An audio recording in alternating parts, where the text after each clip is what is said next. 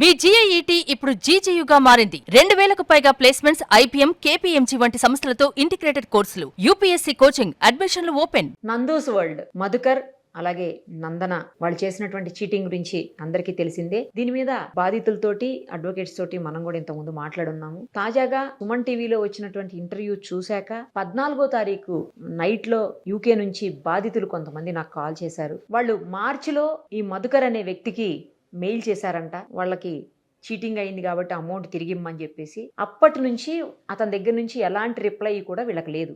కానీ సుమన్ టీవీలో ఇంటర్వ్యూ తర్వాత వాళ్ళకి పెట్టినటువంటి మెయిల్కి రిప్లై వచ్చిందంట. ఆ రిప్లై మెయిల్ని కూడా వాళ్ళు నాకు పంపించారు.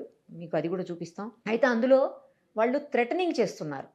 ఎవరైతే ఈ మధుకర్ ఉన్నారో వాళ్ళు థ్రెటన్ చేస్తూ వీళ్ళకి మెయిల్ పెట్టినటువంటి పరిస్థితి ఉంది.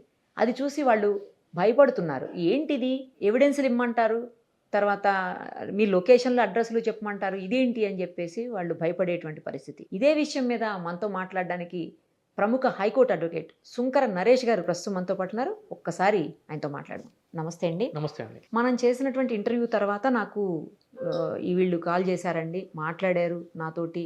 బాధితులు చాలా మంది మాట్లాడారండి. అయితే వాళ్ళు నాకు మెయిల్ రిప్లై వచ్చిందంటున్న మెయిల్ కూడా నాకు పంపించారు. అందులో మా ఇన్వెస్టిగేషన్ ఏజెన్సీ మొత్తం ఎంక్వైరీ చేస్తుంది, ఏం జరిగిందనేది, మీ దగ్గర ఉన్న ఎవిడెన్స్ సబ్మిట్ చేయండి, మీ అడ్రస్లు చెప్పండి అని చెప్పేసి మెయిల్ చేశారు. అందులో మనం మార్క్ కూడా చేసాం, దాన్ని చూడొచ్చు. నాకు అర్థం కాని విషయం ఏంటంటే, ఇన్వెస్టిగేషన్ ఏజెన్సీ అనేది నాకు తెలిసినంత వరకు పోలీసులకి, సిబిఐకి, సిబిసిఐడికి ఇలాంటి వాళ్ళకి ఉంటుంది. అంటే ఏదైనా కూడా పోలీస్ డిపార్ట్మెంట్ వాళ్ళకే ఉంటుంది.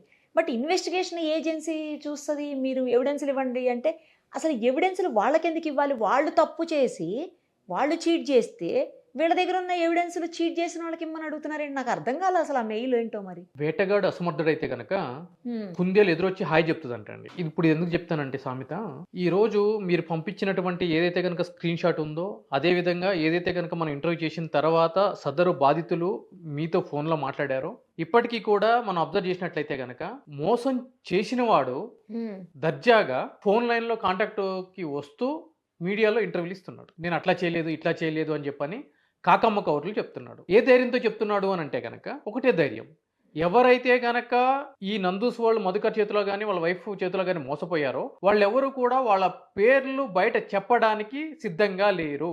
మేము మోసపోయాము అని చెప్పి బయటికి రావడానికి సిద్ధంగా లేరు. అదే ఈ యొక్క మోసగాళ్ళకి అడ్వాంటేజ్. సో ఇక్కడ కూడా చూడండి, మార్క్ చేసి మరీ పంపించడం జరిగింది. అయినా ఈరోజు ఒక వ్యక్తి నేను మోసపోయాను అని చెప్పి తెలిసిన తర్వాత మెయిల్ పంపించి, నేను నీ చేతుల్లో మోసపోయాను, దయచేసి నేను మోసపోయినందుకు నా దగ్గర ఏదైతే గనక నువ్వు అమౌంట్ తీసుకున్నావో, నన్ను మోసం చేశావో ఆ డబ్బులు వెనక్కి ఇవ్వాలని చెప్పని మనవి అని చెప్పి ఎవరని చెప్తారా? యూకేలో ఉన్నారు. యాక్షన్ ఫ్రాడ్ డిపార్ట్మెంట్ ఉంటుంది పోలీసులో యూకేలో. ఇమ్మీడియట్గా ఆన్లైన్లో అక్కడ మెయిల్స్ నార్మల్గా వెళ్ళి కంప్లైంట్స్ ఎంటర్టైన్ చేయరు, ఆన్లైన్లో చేస్తారు యాక్షన్ ఫ్రాడ్ డిపార్ట్మెంట్కి చేస్తే. అదేవిధంగా యూకేవిఐ అని చెప్పని ఉంటుంది, వీసా ఇమిగ్రేషన్, దాని కంప్లైంటింగ్ అథారిటీ ఉంటుంది, దానికి అదే కంప్లైంట్ చేయాలి. సరే లెటర్స్ అజ్యూమ్ ఆ చర్యలన్నీ తీసుకునే ముందు ఒక ఇన్ఫర్మేషన్ గా, ఇంటిమేషన్ గా ఒక మెయిల్ పెట్టారని చెప్పని అనుకుందాం. మార్చిలో పెడితే ఇప్పుడు దాకా రిప్లై లేదు. Now we are in June. అది కూడా మనలాంటి వాళ్ళు సమాజంలో మిగిలిన వాళ్ళు మోసపోకుండా ఉండటానికి ఒక ప్రివెంటివ్ మెథడ్ తోటి చేసేటువంటి ఇంటర్వ్యూలు చూసిన తర్వాత ఈ సిల్వర్ నోటీస్ ఏదైతే కనుక గతంలో మన సిబిఐ ఇంటర్నేషనల్ వీసా స్కామ్ జరిగినప్పుడు ఢిల్లీలో ఈ సిల్వర్ నోటీస్ ఏ విధంగా ఇష్యూ చేసింది ఏంటి అని చెప్పని ఒక అవేర్నెస్ కలిగించిన తర్వాత ఒక మెయిల్, అది కూడా ఏంటి, hour investigation team and the relevant authorities will assess the information provided and respond to you regarding the outcome of your complaint. పీకల దాకా తిని ఇచ్చిన డబ్బులతోటి ఆస్తులు కొనుక్కొని, కార్లు కొనుక్కొని, ఫంక్షన్లు చేసుకుని మేము అంత కాదు ఇంత అని చెప్పని కూటికి గతి లేని పరిస్థితి నుంచి ఈ రోజు మందిని ముంచి మీరు అక్కడ జల్సాలు చేస్తున్నటువంటి పరిస్థితికి ఎదిగినప్పుడు నీకు ఒక ఇన్వెస్టిగేషన్ టీమా? నువ్వేం చేస్తావయ్యా ఇన్వెస్టిగేషన్ టీం పెట్టుకోవడానికి? అసలు నువ్వు ఎవడివి? వాళ్ళకి ఎవరికి అథారిటీ ఉంటుంది? ఇంటర్పోలా, యూకే పోలీసా, లేదంటే ఇండియన్ పోలీసా? అంటే పీకల దాకా తిన్నది మళ్ళీ నీకు ఒక ఇన్వెస్టిగేషన్ టీము. ఎప్పుడు తిన్నావు, ఎక్కడ తిన్నావు, ఎలా తిన్నావు, ఎంత తిన్నావు, ఎక్కడికి ఎక్కావు, ఎక్కడ పోయావు? ఇండియాలో అయినా, యూకేలో అయినా, యుఎస్ లో అయినా సరే ఒక సెటిల్ ప్రిన్సిపల్ ఆఫ్ లా ఉంటుంది. No person should be judge in his own cause అని చెప్పాలి. అదే కదా. అంటే ఎవడైతే కనుక మోసం చేస్తాడో వాడి మీద ఎంక్వైరీ చేసుకుని వాడి గురించి వాడే సర్టిఫికేషన్ ఇవ్వకూడదు అని చెప్పాలి. ఇన్వెస్టిగేషన్ టీం పెట్టుకుని. ఎందుకంటే కనుక మన ఇండియన్ కాన్స్టిట్యూషన్ అంతా కూడా మనం మిగిలిన దేశాలకు సంబంధించినటువంటి కాన్స్టిట్యూషన్ లో ఏవైతే గనక మన దేశానికి అనుకూలంగా ఉంటాయి అవన్నీ కూడా తీసుకొచ్చింది. దాంట్లో ఎక్కువగా మన బ్రిటిషర్స్ పాలించారు కాబట్టి యూకేకి సంబంధించిన లా ప్రొవిజన్సే ఉంటాయి. అక్కడ కొత్తగా ఏది ఆకాశంలో ఏలియన్స్ లా అయితే ఏం ఉండదు. అక్కడ యూకేలో కొత్తగా మారిపోయే చట్టాలు ఏం లేవు. Okay, clear. దానికి ఇన్వెస్టిగేషన్ టీం ఏముంటుందండి?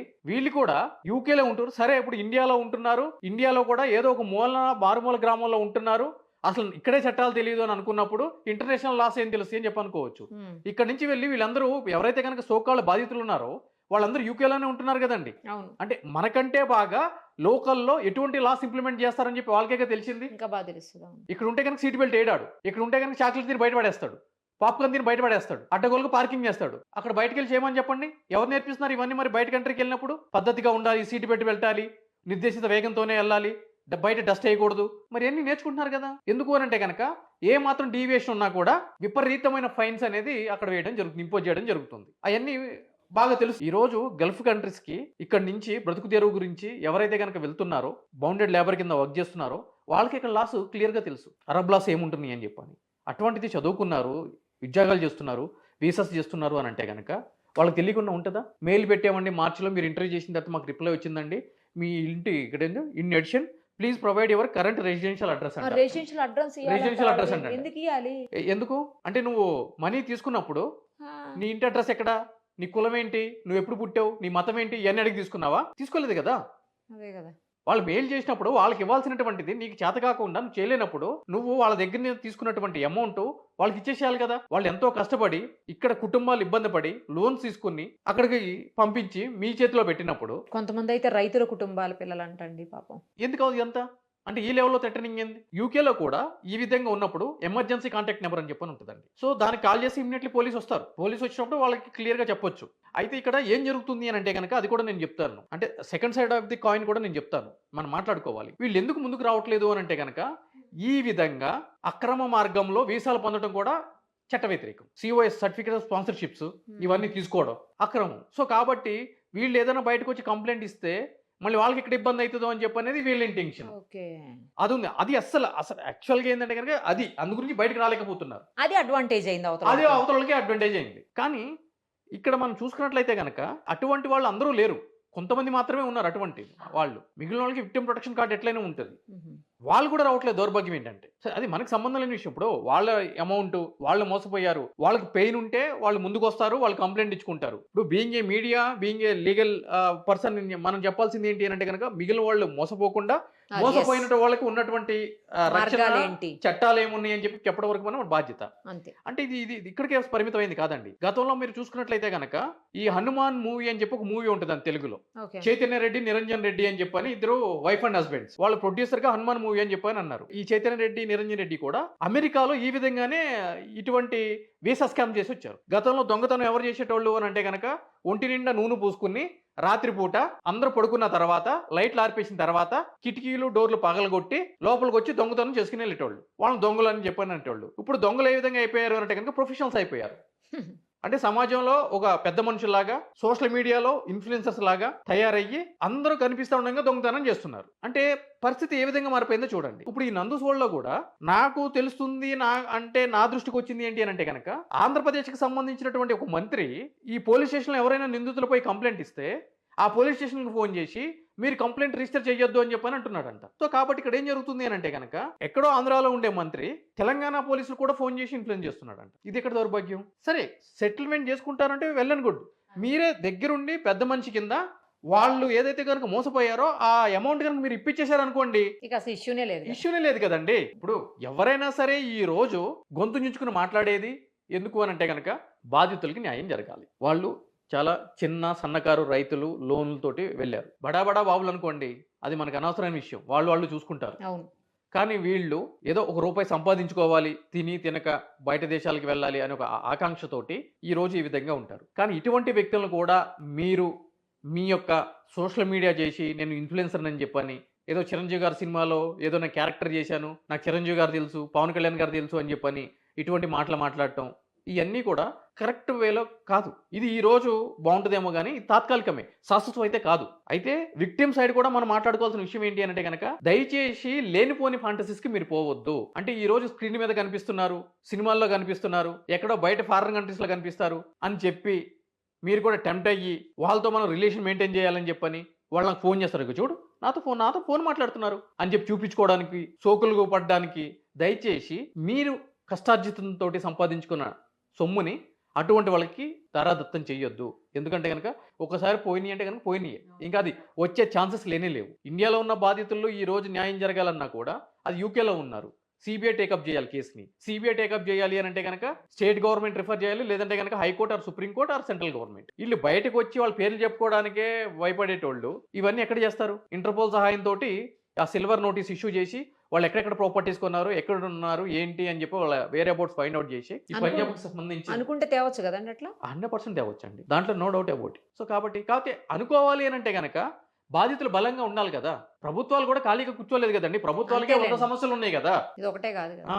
తెల్లారులేస్తే కొన్ని లక్షల ఆర్థిక మోసాలు జరుగుతూ ఉన్నాయి అవును, సమాజంలో. అవును. తెలియక మోసపోయారు అనుకోండి. ఇప్పుడు సైబర్ ఫ్రాడ్ జరుగుతుంది, మీకు తెలియకుండా ఒక ఓటీపీ తోటి, మీకు తెలియకుండా, మీ కన్సెంట్ లేకోకుండా జరిగేటువంటి ఫ్రాడ్స్ అవన్నీ. అవును, అవును. దాంట్లో మీ ప్రమేయం ఉండదు. కానీ ఈ వీసా స్కామ్స్ ఇవన్నీ మీకు తెలిసి మీ ప్రమేయం తోటి, మీ డిస్క్రిప్షనరీ తోటి జరిగేటువంటి ఫ్రాడ్స్ ఇవి. సో ఆలోచించుకోవాలి అందరూ. సెలబ్రిటీ మోజుల్లో పడి ఈ విధంగా ఉన్న డబ్బులు పోగొట్టుకుంటాం, కానీ పోగొట్టుకోండి, అది మీ ఇంట్లో డబ్బులు. మనం ఎంతవరకైనా సరే ఎన్ఎల్సీ చెప్తాము, జాగ్రత్తగా ఉండమని చెప్తాం. కానీ మీరెవరా చెప్పనీకి, మా సొమ్ము పోగొడతాము అని అంటే కనుక it's up to you to decide the matter. రేపు ఇంకొకరు వస్తారు, ఇంకొక సోషల్ మీడియా ఇన్ఫ్లుయెన్సర్, ఇంకొకటి ఎవడో ఇంకో స్కామ్తో బయటకు వస్తాడు. సంథింగ్ ఎక్సోజెడ్ ఎవరో ఒకరు వస్తారు, రేపు రెడీగా ఉంటారు ఇంకో స్కామ్. 1 by 1 జరిగేది ఇదే కదా, సీక్వెన్స్ ఆఫ్ ప్యాటర్న్స్. ఒకళ్ళు చూసి ఇంకొకరు, ఇంకొకరు చూసి ఇంకొకరు, ఇంకొకరు చూసి ఒకరు, ఒక రోజు ముందు ఒక రోజు తర్వాత, అంతే. బట్ జరగాల్సింది జరిగేది. లెట్ us see అండి, మీరు అన్నట్టు ఏం జరుగుతుందో చూద్దాం. Thank you very much.